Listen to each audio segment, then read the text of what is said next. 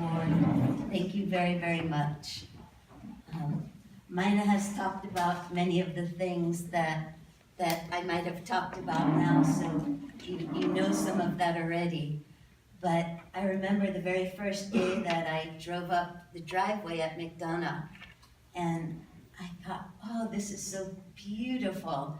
And I looked at the trees on the side, and the first thing in the parking lot was a lovely young man who came up to me and said, "May I help you? You look lost." And I told him why I was here, and he showed me to where I had to go. And I gave a practice lesson that day, and the students were jumping over each other, raising their hands, trying to participate to make it easy for me to show my practice lesson. And when I finished the lesson, they all stood up and clapped. And I thought, wow, that boy in the parking lot and the kids in the class who were being so supportive, that this was a place that I really wanted to be.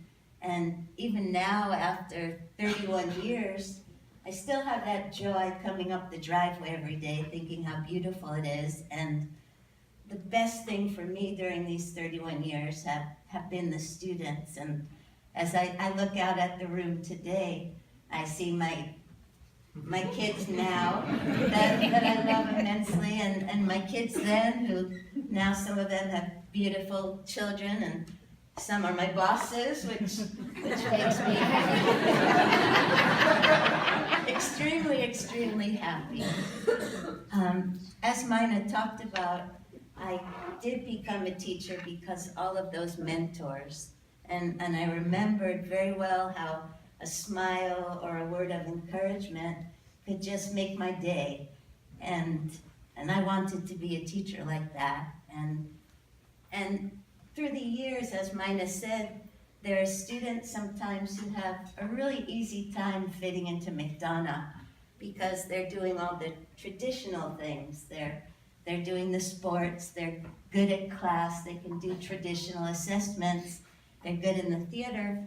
But for some reason, it was many of the other kids, the kids who had secret problems, who were struggling with their identity, who were embarrassed because they didn't learn like everybody else. And those kids often found their way to my office and have become very close friends. And I was just very thankful that they had enough trust in me to come and tell me about their problems. Some of them were so serious that they were even considering suicide, and they just needed to talk and to realize that they didn't have to be the typical person. And so it's always been a great honor to help those kids. I've had a great opportunity to be with my students outside of the classroom. I was with Mina's daughter walking across a very slippery passage in the Alps. And the French host didn't tell us that we would be walking across an icy precipice, walking along, and we were walking in our sneakers, and you get to really know kids very well. It changes them.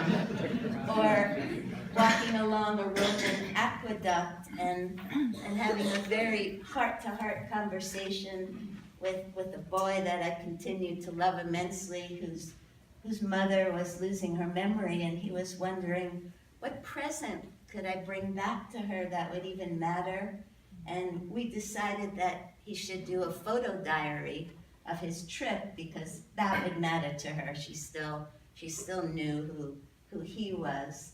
And there were just so many wonderful other things with students outside of class.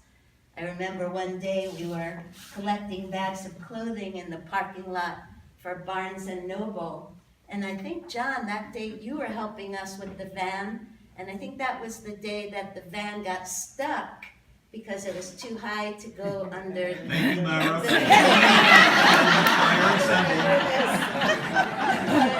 but John was very kind enough to help us.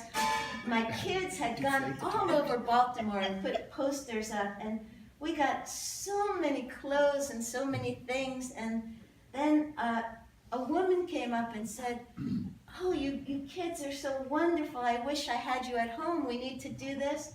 And all of a sudden, my Helping Hands kids whispered something to me, and they said, "Let's go, let's go." We all went in another van to this woman's house and did everything she needed that day. So the kids were wonderful. A lot of our pen pals, we have some pen pal presidents here today too. We used to adopt a class in downtown Baltimore and communicate with those kids all year long, and then finally invite them for a picnic here at McDonough.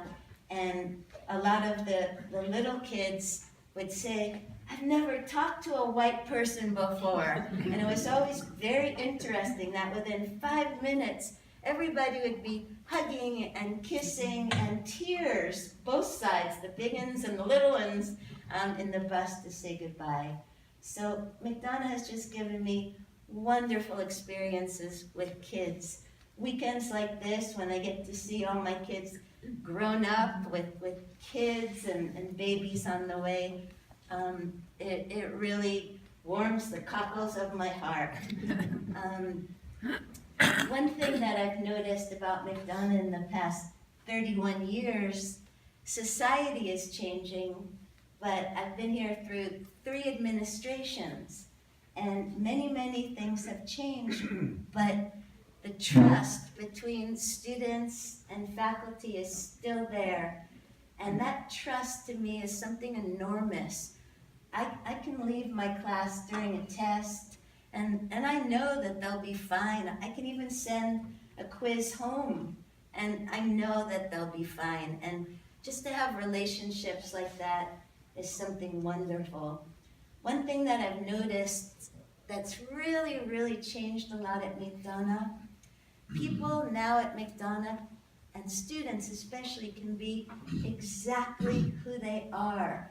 They can be joyful about what they feel, what they want to be, how they learn, that we have really developed into a community in which we celebrate every kind of kid, and I've been so happy to be there. Mina talked about a lot of the things that I tried to do with kids who learn differently, but it's really true, and I'm just so happy that people can shine.